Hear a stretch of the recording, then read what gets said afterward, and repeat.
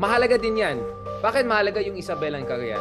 Dahil po malapit din sila sa Taiwan kung saan may concern din ng mga Amerikano at mga Pilipino din na pwede rin magkaroon ng giyera. Ang logic ni Marcos Jr. is, if bibigyan natin ng mga Amerikano ng expanded presence dito sa Pilipinas na malapit sa West Philippine Sea at malapit sa Taiwan, pwede tayong mag-prepare for potential contingencies at kung malakas talaga yung preparation natin at cooperation natin at yung presence ng Amerikano, baka hindi na susugod ang China sa Taiwan.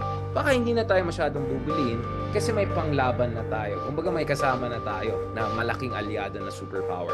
Yun po yung argument for EDCA. To begin with, ang isang risk sa EDCA is maging dependent na naman tayo masyado sa Amerikano. Na umaasa na naman tayo sa mga Amerikano to do our external defense. Yun nga yung problema natin to begin with Bakit yung mga kapitbahay natin, iba sa kanila, hindi nila kailangan ng mga superpowers dahil may sarili na silang kakayaan. Kahit yung mga bansa na mas mahirap sa atin, katulad ng Vietnam, ang laki ng military nila, ang laki ng capabilities nila kumpara sa atin. Bakit? Dahil ang Pilipinas masyadong depende sa US at masyado tayong bugbugtong sa mga internal insurgency problems na hindi pa rin natin na-resolve.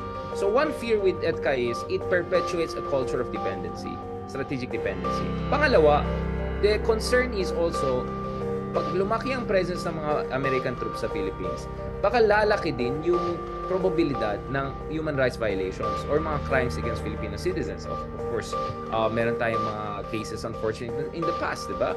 May mga Pilipino na, were sexually assaulted. In some case, you even had murder, etc. Naging malaking issue yan back in the day.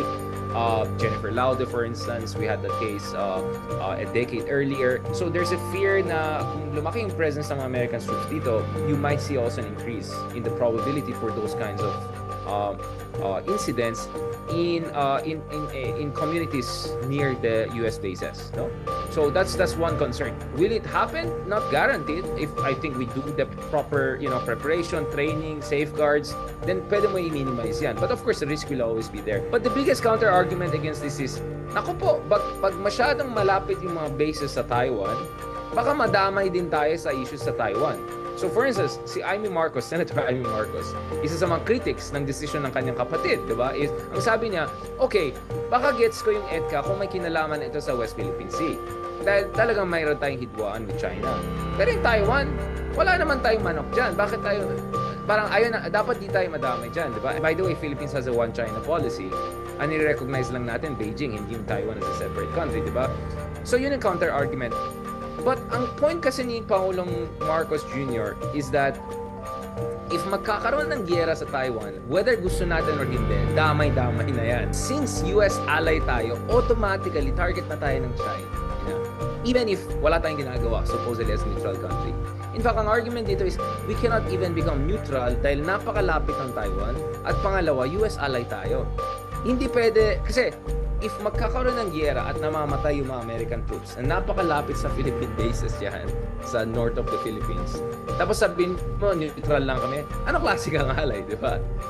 You cannot be neutral in any alliance. Nevertheless, and this is where details matter, no? Para sa akin, if ang binigay na Philippines, yung mga additional access, no? If yung additional bases or yung additional access ng mga Amerikano sa ilalim ng EDCA is yung mga bases na napakalapit sa Taiwan, katulad ng mga meron tayo sa Mavulis at Fuga. Ito yung mga isla nandun pa sa north of Philippines, no? Sa Luzon Strait na yan.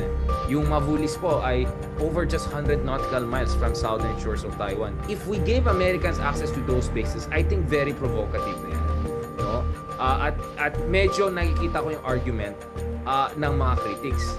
Pero kung tinignan mo yung mga bases na at least officially announced bases, hindi naman sila ganun ka-north, di ba? Makikita natin sa map yun. Kung titignan yung map na release natin dito sa GMA Network, within mainland Luzon na siya eh. Hindi siya dun sa mga isla sa north. So actually, it's far away. Yung Camp Melchor, for instance, malayo sa Taiwan yan, di ba? Mas malapit pa nga siya sa Subic and Clark. Details matter. At base dun sa mga nakikita natin release data, so far, it looks like, in fairness naman kay Marcos Jr., hindi siya nag-all in. So kumbaga, meron pa rin siyang room for maneuver to tell to China oy, hindi na, ayaw namin madamay dyan, ha? Pero gusto lang namin malakas yung alyansa namin with US. And of course, sasabihin mo rin, siseryosoin mo ang Pilipinas dahil mayroon na kaming backup ngayon. Dati wala kaming backup, kaya hindi mo kami sineryoso. Kasi di ba, the best argument against yung line na huwag tayo maging dependent sa US, let's just negotiate with China, is the Duterte administration. 6 years po si Duterte ay napakabait sa China. More than mabait even, right? Ano po nakuha natin? Gumanda ba yung situation sa West Philippines? Hindi po. Nangyari yung reed bank incident. Hindi po. Ang daming mga insidente nangyari. Binubuli tayo dyan sa West Philippines pa rin. So I think the problem is that during the Duterte administration, even nung super mabait tayo sa China, hindi natin na-implement yung EDCA, ayaw natin i-assert yung arbitration award, yung presidente natin, purong love, love, love sa China. Wala naman tayo nakuha sa China. So the hope here is, walang guarantee, the hope here is China will learn its lesson and now offer the Philippines more concessions so that we don't give even more bases to the Americans, right? This is a real politic negotiations, no? So in fairness, my fear kasi initially was, baka naman si BBM mag-super opposite ni Digong, mag-over-dependent naman tayo sa US. But so far, based on that details I'm getting, hindi naman siya nag-all-in din sa US. Kumbaga, 70% in lang tayo sa US camp. So that still leaves room for negotiating and dealing with China and potentially from a position of strength na wala tayo sa panahon ni Digong. But always there's a risk that magkaroon ng miscalculation. Biglang, next thing you know, nag-100% in ang Pilipinas, nag-align na tayo sa US laban sa China. Delikado na yan. But so far, that doesn't seem to be the direction. I think President Marcos Jr., in fairness naman to him, has been cautious enough. And it's not like he didn't give China a chance, right? He was in China in January. Anong nakuha niya sa China para sa West Philippine Sea? Wala. Walang na-offer ng China ng concession sa West Philippine Sea. Ano lang, gusto lang nila joint development, which is, by the way, violation of our constitution kung gagawin natin sa West Philippine Sea. And yung arbitration award. Yung China, wala rin na-offer na massive infrastructure investment din. So, in absence of any real, concessions from China or incentives from China, President Marcos Jr. rationally thought of recalibrating his foreign policy. But, first year pa lang ni Marcos yan. As I said, parating may plot twist yan. Pagdating sa Pilipinas, nothing is predictable. Ang predictable lang yung unpredictability. So, I won't be surprised in 1 year, iba na naman yung direction ng Philippines.